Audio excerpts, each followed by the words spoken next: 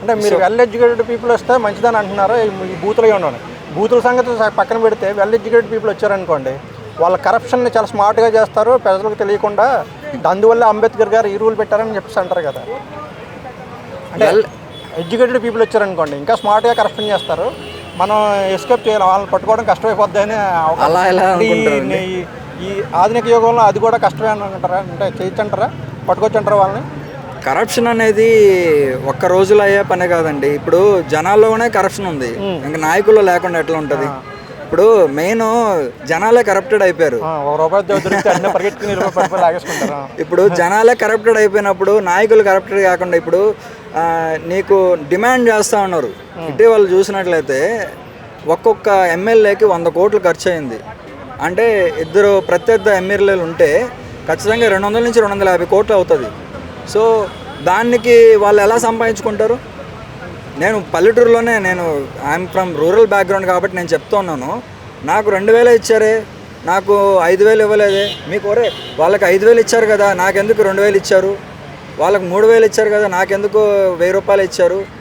వాళ్ళకి మందు సీసా ఇదే బడ్వైజర్ ఇచ్చారు కదా, నాకెందుకు చీప్గా మ్యాన్సోన్ ఇచ్చారు అని నేను చెప్పుకోవడం విన్నాను చాలా వరకు. ఎందుకంటే జనాల్లోనే కరప్షన్ పెరిగిపోయింది.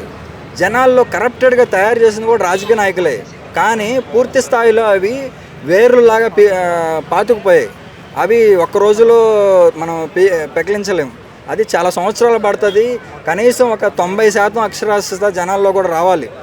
అంటే జనాలు ఎక్కువ ఈ విషయాల మీద మాట్లాడుకుని చర్చించుకుని చేస్తే పని అవుతుంది అంటారా? అంటే ఎక్కువ అది కాదండి.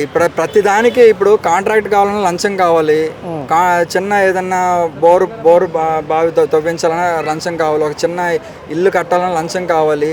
జనాలు కూడా అలవాటు అయిపోయారు. ఇప్పుడు ఎంఆర్ఓ ఆఫీస్కి పోతే ఓకే, ఒకరోజు డిలే అయిందనుకో అర్థం చేసుకుంటున్నారు.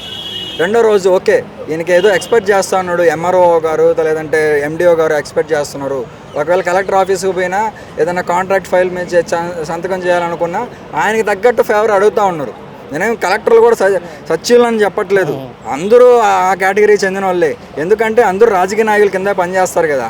సో ప్రతి ఒక్కరు కూడా ఆ కేటగిరీ చెందిన వాళ్ళే. కాబట్టి నేను అనేది ఏంటంటే జనాల్లో కూడా కరప్షన్ ఉంది. జనాల్లో ఎప్పుడు కరప్షన్ పోద్దంటే ఎప్పుడైతే 90% అక్షరాస్యత ఉందో అప్పుడు కరప్షన్ పోద్ది. ఎందుకంటే మనకు స్వశక్తి మీద సంపాదించుకునే అవసరం ఏర్పడుతుంది జనాలకి, అప్పుడు అవసరం పడదు. ఇప్పుడు రాజకీయ నాయకులు ఇప్పుడు సిటీల్లో ఓట్ బ్యాంక్ ఎందుకు తగ్గుతుంది జనరల్గా అంటే ఓటింగ్ పర్సెంట్ అనేది ఎందుకు తగ్గుతుంది అంటే ఎవరికి ఓటేసినావో అదే పనులుగా చేసేది. జనరల్గా సిటీలో ఓట్ పర్సెంట్ అనేది ఎందుకు తగ్గుతుందంటే నేను అనుకోవడం అదే.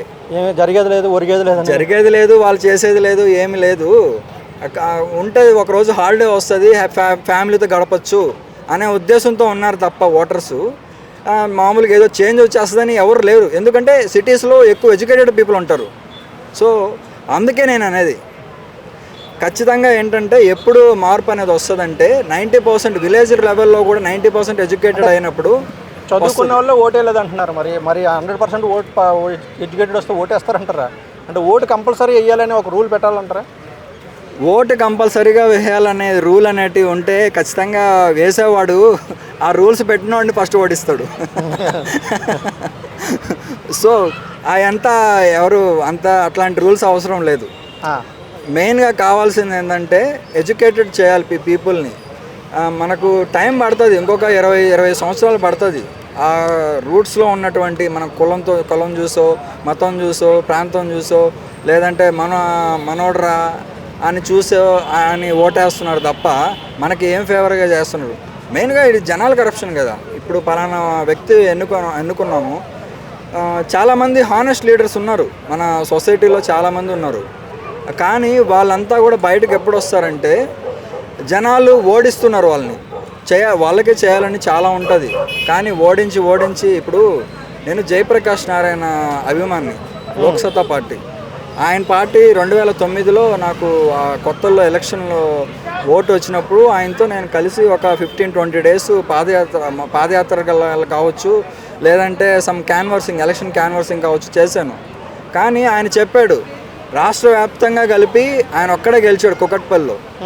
సో హానెస్ట్గా చెప్పాడు, ఆయన ప్రిన్సిపాల్స్ని ఫాలో కాలేదు. 20 years ఏదో చేంజ్ కోసం పార్టీ నడిపాడు పాపం. ఎవరికి ఎక్కలేదు మైండ్లో. వాళ్ళకి ఏం కావాలా, ముందు వాళ్ళకి డబ్బులు కావాలా, ఆ తర్వాత వచ్చి ఏదో క్వార్టర్ బాటిల్ కావాలా, అంతే. ఆ రోజుకి నాకేం కావాలని అంటున్నారు. అంటే ఆయన మేధస్సు ఆయనకి ఏం ఉపయోగపడలేదు అంటారా? అంటే అంత ఈ సామాన్యుడు ఇచ్చే స్పీచ్ని ఆకట్టుకుని ఓట్లేసేవాళ్ళు డబ్బును చూసి ఓటేస్తున్నారు తప్ప స్పీచ్ని చూసి మేధస్సు చూసి ఓటేయారంటారా? స్పీచ్లు చూసనేది కాదు, ఆయన ఐఏఎస్ నుంచి బయటకు బయలుదేరగాలి కదా, తెలుసు కదా మీకు, అందరికీ తెలిసిందే. ఆయన ఏదో చేంజ్ చేస్తాము అని బయటకు వచ్చాడు. ఆయన అనుకుంటే ఆయన ఒక కేంద్రం లెవెల్లో ఒక టాప్ పొజిషన్లో ఉండొచ్చు. ఏదో ఒక పార్టీలోకి వెళ్తే, బీజేపీలకో కాంగ్రెస్కో ఇంకేదో ఇతర పార్టీలోకి వెళ్తే, ఆయన అనుకుంటే ఒక చీఫ్ జస్టిస్ లెవెల్లోనో లేదంటే ఒక గవర్నర్ పదవో ఏదో ఒకటి తీసుకోవచ్చు. ఆయన ఇప్పటికీ ఒక సామాన్యుడిగా నాకు తెలిసి ఒక 3 BHK అపార్ట్మెంట్లో ఉంటున్నారు ఇక్కడ బేగంపేటలో, నాకు తెలుసు బాగా. ఆయన దగ్గరికి అప్పుడప్పుడు వెళ్తూ ఉంటాను కూడా. అంటే అన్ని తెలివితేటలు ఉన్న వ్యక్తులు ఎందుకు గెలవలేకపోతారు అనేది ఒక ప్రశ్న. ఇప్పుడు జేడీ లక్ష్మీనారాయణ కానీ ఆయన పోటీ చేస్తున్నాడు, అవునవును, జయప్రకాష్ నారాయణ గారు పోటీ చేస్తున్నారు. వీళ్ళ దగ్గర ఎంతో తెలివితేటలు ఉంటాయి, మొత్తం నాలెడ్జ్ ఉంటుంది, మొత్తం అన్ని విషయాలు తెలుస్తాయి. ప్రజలకి ఏ మాట చెప్తే పథకం పెడితే బాగుంటుందో చెప్పే ఇది ఉంటుంది. కానీ వీళ్ళు ఎందుకు రీచ్ అవ్వలేకపోతున్నారు ప్రజలంటే? జనాలకు కావాల్సింది ఈరోజు ఎలక్షన్లో గెలిచే తెలివితేటలు వేరు, మామూలు తెలివితేటలు వేరు అనుకోవాలా ఏంటి?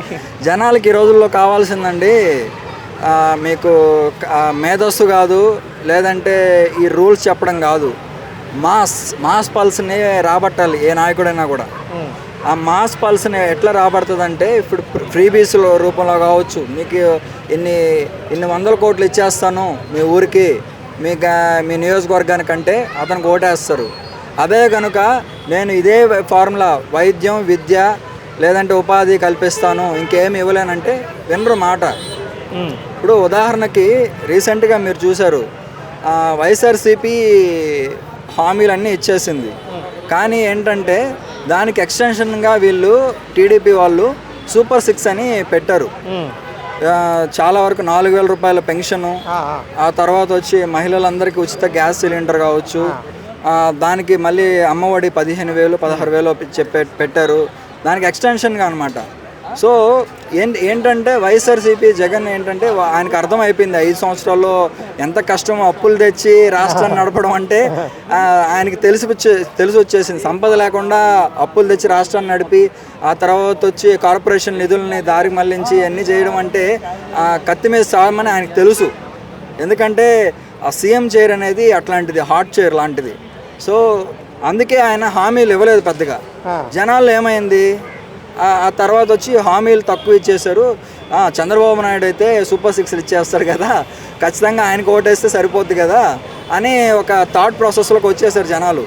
సో ఇక్కడ జగన్ 151 నుంచి 11 పడిపోవడానికి one of the reason.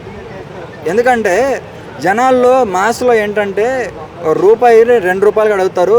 Okay next వస్తున్నాం కదా, 10 రూపాయలు నాకు 50 రూపాయలుగా చేసి ఇవ్వు, అయితేనే ఓటేస్తానని చెప్పి ఆశకి అద్దొట్లేదు అంటారా జనాలకి? అంతే కదా, జనాలు మెయిన్ కరెక్టెడ్. మెయిన్ జనాల్లో చేంజ్ వచ్చేంత వరకు కూడా ఇవన్నీ కష్టం.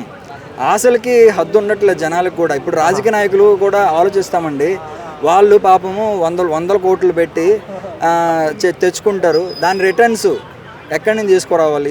అది ప్రెస్టేజ్ ఇష్యూ అయిపోయింది ఈ రోజుల్లో. గెలవాలనేటప్పటికి మా ఎమ్మెల్యే ఉన్నారు, ఒక ఆయన 90 కోట్లు ఖర్చు పెడితే ఇంకొక ఆయన 100 కోట్లు ఖర్చు పెట్టాడు. అప్పుడు దాన్ని ఇప్పుడు ఎక్కడెక్కడి నుంచి అప్పులు తెస్తారు, రాబట్టుకోవాలి కదా. దాన్ని తిరిగి రాబట్టుకోవడానికే 5 సంవత్సరాలు సరిపోతుంది. ఇప్పుడు ఒక రోజులో అయ్యే పని కాదు.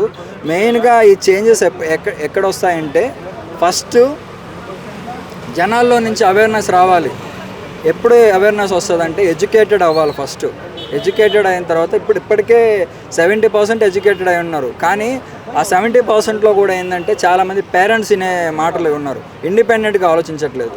ఇప్పుడు మనకు పలానా వ్యక్తి ఫేవర్ చేసాడు ఆయనకు ఓటేద్దాము, లేదంటే మన బంధువులు ఆయనకు ఓటేద్దాం, మన కులమోడు మనకు ఓటేద్దాము, మనకు ఏంటంటే ఈ పన్ను చేసి పెట్టాడు, కానీ అతను స్కాములు చేయొచ్చు, కరప్షన్ చేయొచ్చు, అది వేరే అనవసరం వాళ్ళకి. పేరెంట్స్ చెప్తున్నారు కాబట్టి ఓకే వేసేద్దామని అనుకుంటారు. ఇండిపెండెంట్గా ఎవరు ఆలోచించట్లేదు. ఈవెన్ ఎడ్యుకేటెడ్ పర్సన్స్ కూడా ఇండిపెండెంట్గా ఆలోచించట్లేదు. మెయిన్గా ఏంటంటే 5 సంవత్సరాల్లో నాకు జరిగినటువంటి ఫేవర్ ఏంటి అని ఆలోచిస్తున్నారు. సో ఏంటంటే ఒకవేళ జరగకపోతే వేరే పార్టీకి ఓటేస్తాము. అది మెయిన్ వచ్చింది. ఓకే అండి, థ్యాంక్ యూ. Thank you.